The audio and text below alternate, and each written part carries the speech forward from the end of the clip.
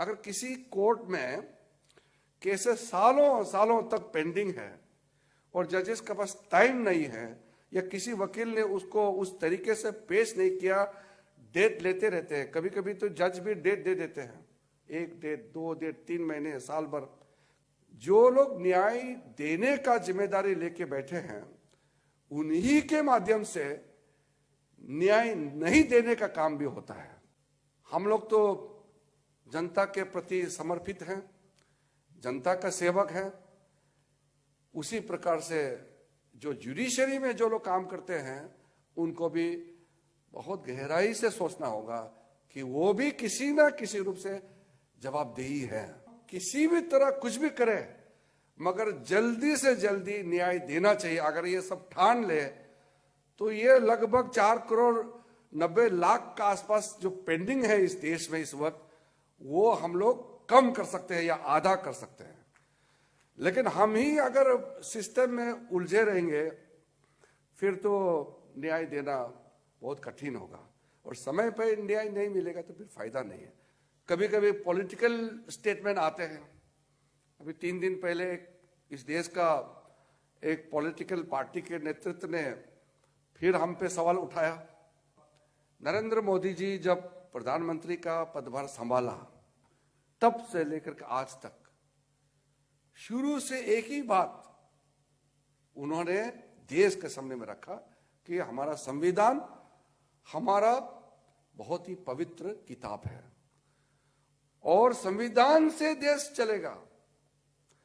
संविधान में बहुत क्लियर से लिखा हुआ है और संविधान के जो भी व्यवस्था है अगर उसको बिगाड़ने का काम करेगा तो देशवासियों को सोचना होगा कि ये बिगाड़ने का काम कौन कर रहा है। कई साल पहले कुछ ऐसे कदम उठाए गए थे सरकार में, जो लोग थे सरकार में, कि जजेस का सीनियरिटी को सुपरसेशन किया गया। ऐसा काम किया कि पूरा कमिटेड जुडिशरी का जो कॉन्सेप्ट है, उस समय ही ये डिबेट और डिस्कशन हुए थे कि कमिटेड जुडिशरी चाहिए सरकार के लिए, कि जो भी जज बने वो सरकार के लिए ही काम करना चाहिए, ऐसा लोग सोचते थे। लेकिन हम सोचते हैं जो भी जज बने वो देश के लिए कमिटेड हो, सरकार के लिए नहीं। तो हमारे लिए committed judiciary for the country और कुछ लोगों के लिए कमिटेड जुडिशरी मतलब उनके पार्टी के प्रति कमिटेड होना चाहिए। इसमें अंतर है। संविधान के जो प्रावधान है उसके हिसाब से चलेगा तो जुडिशरी, एग्जीक्यूटिव और लेजिस्लेचर के बीच में कोई तनाव नहीं होगा। हम भी अपने दायरे से आगे ना जाए। पार्लियामेंट में जो कानून बनाते हैं वो भी जो व्यवस्थित तरीके में जो अधिकारित किया गया है उसी तरीके से कानून पारित हो और जुडिशरी भी जो सीमित आपको रोल दिया गया है संविधान में, आप भी उसी दायरे में अपने आप को बांध के रखिए। हम भटकने का प्रयास करेंगे तो फिर दूसरे ओर से जरूर आवाज उठेगा। इसलिए एक मधुर संबंध के साथ हमको चलना है।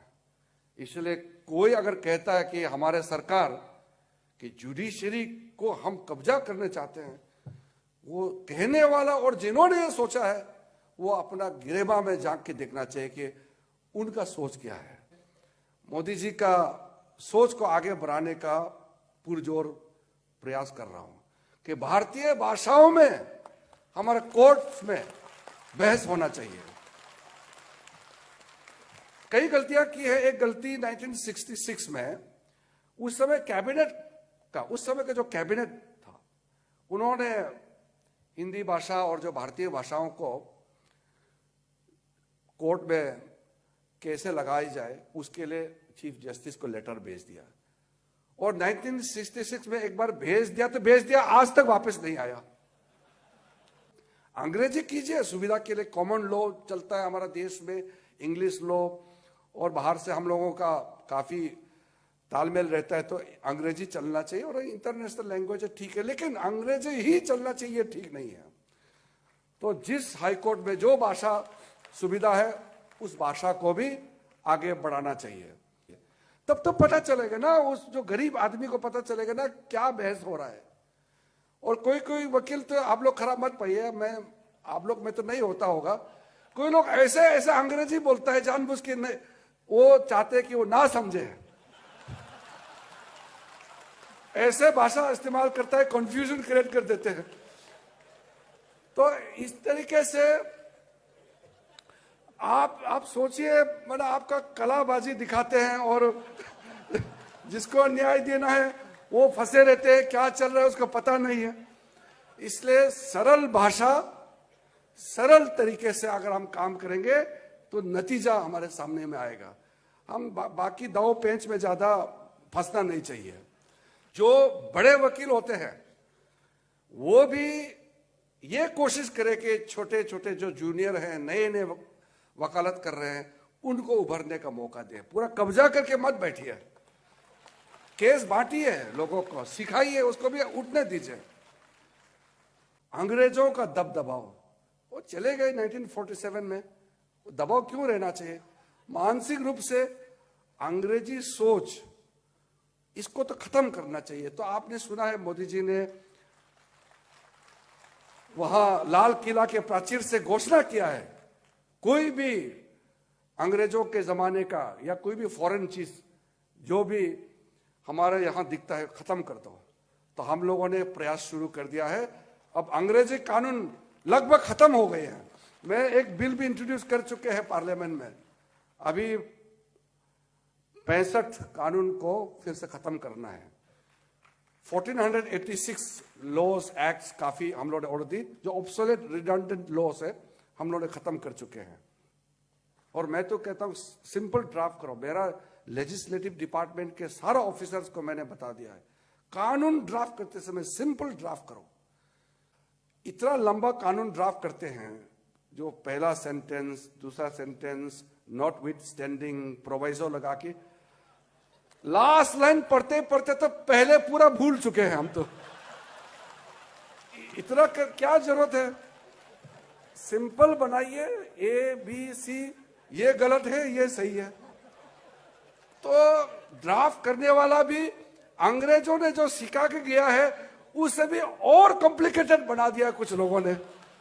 सिंपल कानून बनाइए। हमारे हिसाब से हम सिंपल लोग हैं, भारतीय लोग हैं।